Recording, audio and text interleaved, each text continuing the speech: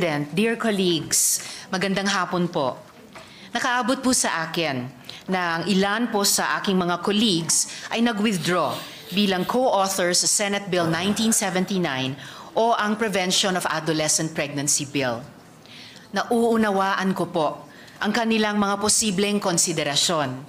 And I wish to take this opportunity to inform this body that I have given much thought to the opposition raised against the bill. Legislation, as they say, is the art of the possible.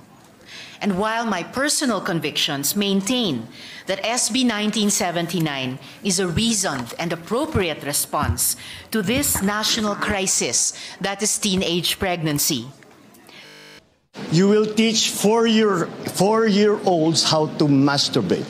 It is a travesty of what sexual and sex education should be to the children. Hindi pa nga napupunta sa presidente, may pronouncement na siya na i-veto. So why would we produce a committee report na alam naman natin na i-veto na ng presidente? Hindi ako sang-ayon sa anumang panukala na makakasira sa halaga ng pamilya at salungat sa pananampalataya ng ating mga kababayan.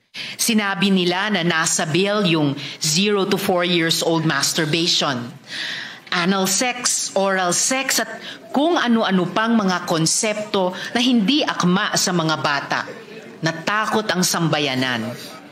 Pero uulitin ko, wala naman ang mga ito sa bill.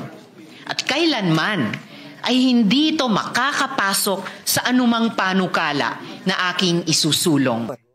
Tinanggal na po natin ang phrase na guided by international standards dahil sa mga pangambang inihain ng ilan.